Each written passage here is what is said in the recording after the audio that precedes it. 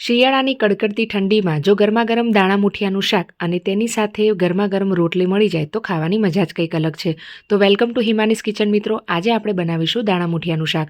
તેની માટે સૌથી પહેલાં આપણે મુઠિયા બનાવી દઈએ. તો અહીંયા એક બાઉલમાં મેં 1 કપ ભરડું એટલે કે ઘઉંનો જાડો લોટ અને 1/4 કપ અહીંયા બેસન લીધું છે. હવે આપણે તેમાં 250 ગ્રામ ઝીણી સમારેલી મેથી તેમાં ધોઈને મેં એડ કરી છે અને અડધી ચમચી આપણે તેમાં આદુ મરચાંની પેસ્ટ અને 1 ચમચી વાટેલું લસણ ઉમેરવાનું છે. હવે આપણે તેમાં 2 ચમચી મોળું દહીં ઉમેરીશું. દહીં ઉમેર્યા બાદ હવે આપણે તેમાં રોજિંદા જે ઘરના મસાલા છે તે ઉમેરીએ.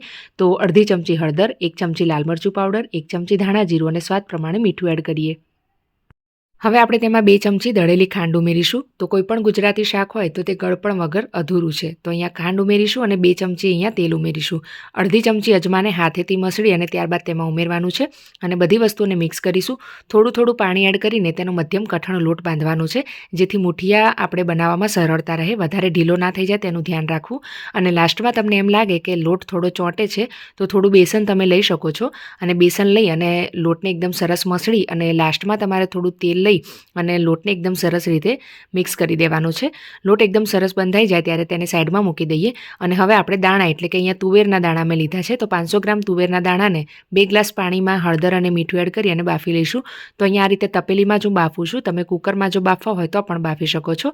હવે થોડા તેલવાળા હાથ કરી અને અહીંયા મુઠિયા આપણે બનાવી દેવાના છે. તો અહીંયા મેં ગોળ શેપ આપ્યો છે. તમારે જો લંબગોળ મુઠિયા બનાવવા હોય તો પણ બનાવી શકો છો. બધા મુઠિયા સરસ તૈયાર થઈ જાય ત્યારે આપણે તેને તળી લેવાના છે. તો અહીંયા મેં મધ્યમ ગરમ તેલ લીધું છે. બહુ વધારે તેલ ગરમ ન લેવું, નહીંતર મુઠિયા ઉપરથી બળી જશે અને અંદરથી કાચા રહી જશે. તો લો ટુ મીડિયમ ફ્લેમ ઉપર આપણે તેને સરસ મજાના ઉપરથી ક્રિસ્પી અને અંદરથી એકદમ ચડી જાય તેવા તળી લેવાના છે. તો અહીંયા આપણા મુઠિયા એકદમ સરસ રીતે તળાઈ ગયા છે. આપણે તેને સાઈડમાં મૂકી દઈએ અને બાકીના મુઠિયાને તળીને તૈયાર કરી લઈએ. અને તુવેર પણ આપણી બફાઈ જાય ત્યારે હવે આપણે શાક બનાવવાની શરૂઆત કરીએ. તો અહીંયા મેં સેમ જે તળેલું તેલ છે તે જ વાપર્યું છે, એટલા માટે થોડી મેથી રહી ગઈ છે આમાં. તો આ તેલથી જ શાકનો ટેસ્ટ ખૂબ જ સરસ આવશે. તો વઘારમાં જીરું, હિંગ, તમાલપત્ર, 2 સૂકા લાલ મરચાં, આદુ મરચાં, લસણની પેસ્ટ ઉમેરેલી છે. મિક્સ કરી દઈએ. હવે આ જે શાક છે તે હું ગ્રેવીવાળું બનાવું છું. નોર્મલી આપણે જે ગુજરાતી શાક હોય તે ગ્રેવીવાળા નથી હોતા, બરાબર છે. એમાં લસણ ડુંગળીનો ઉપયોગ નથી થતો, પરંતુ મેં જે દાણા મુઠિયાનું શાક બનાવ્યું છે તે લસણ ડુંગળીની ગ્રેવીનું બનાવેલું છે. તો તમે આ રીતે ચોક્કસથી ટ્રાય કરજો, તમને ખૂબ જ ભાવશે. તો ડુંગળી અહીંયા 2 નંગ ડુંગળીની મેં પેસ્ટ ઉમેરી હતી અને ત્યારબાદ અહીંયા 1 નંગ ટામેટાની પેસ્ટ ઉમેરી છે. તો બધી વસ્તુ સરસ ચડી જાય ત્યારબાદ હવે આપણે તેમાં 1 ચમચી હળદર, 1 ચમચી લાલ મરચું, 1 ચમચી ધાણા જીરું અને મીઠું એડ કરવાનું છે અને મિક્સ કરી દઈએ.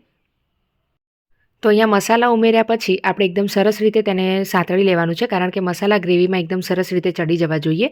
હવે આપણે તેમાં અહીંયા અડધી વાટકી મેં લીલું લસણ ઉમેરેલું છે. તો તે ઉમેરીને હવે આપણે મિક્સ કરી દઈએ. હવે અહીંયા મેં અડધી ચમચી કિચન કિંગ મસાલો ઉમેરેલો છે. ટોટલી ઓપ્શનલ છે, જો તમારે સ્કીપ કરવો હોય તો પણ કરી શકો, પણ આ મસાલો એડ કરવાથી શાક એકદમ સરસ લાગે છે.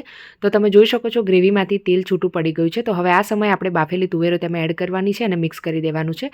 હવે આપણે પાણી એડ કરવાનું છે આમાં. તો મેં અહીંયા જે તુવેર બાફતી વખતે પાણી યુઝ કરેલું હતું તે જ અહીંયા હું એડ કરું છું. તમારે નોર્મલ પાણી લેવું હોય તો પણ લઈ શકો છો, પરંતુ બાફેલી તુવેરોનું જે પાણી છે તેનાથી શાક સરસ થાય છે.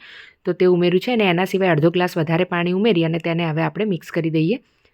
હવે તેને ઢાંકીને આપણે 4 થી 5 મિનિટ માટે ચડવા દઈશું. 4 થી 5 મિનિટ પછી હવે આપણે તેમાં આ રીતે જે બનાવેલા મુઠિયા છે તે ઉમેરી દેવાના છે અને મિક્સ કરી દઈએ. મુઠિયા ઉમેર્યા પછી હવે આપણે ઢાંકીને 3 થી 4 મિનિટ માટે અહીંયા લો ટુ મીડિયમ ફ્લેમ ઉપર ચડવી લેવાનું છે. તો 3 થી 4 મિનિટ પછી આપણે મિક્સ કરીએ અને હવે આપણે તેમાં અડધી ચમચી ગરમ મસાલો ઉમેરવાનો છે અને મિક્સ કરી દઈએ. હવે ગ્રેવીને ઘટ્ટ બનાવવા માટે મેં અહીંયા 1 નંગ મુઠિયું સાઈડમાં મૂકી દીધું હતું. તો મુઠિયાને આ રીતે હાથેથી મેશ કરી અને તેમાં ઉમેરી દઈશું અને બસ હવે આપણે તેને મિક્સ કરી અને શાકને સાઈડમાં મૂકી દઈએ, જેના કારણે તે એકદમ સરસ એકરસ થઈ જાય. અને ગરમા ગરમ રોટલી બનાવી દઈએ. તો રોટલીની સાથે આ શાકનું કોમ્બિનેશન ખૂબ જ સરસ લાગે છે. તો શાકને તમારે બની ગયા પછી 5 થી 10 મિનિટ સુધી આ રીતે ઢાંકીને મૂકી રાખવું, જેના કારણે બધું સરસ રીતે એકરસ થઈ જાય અને ત્યારબાદ શાકને સર્વ કરો. તો રેસીપી પસંદ આવે તો રેસીપીને લાઇક કરી ચેનલને પ્લીઝ સબસ્ક્રાઈબ કરજો. Thank you.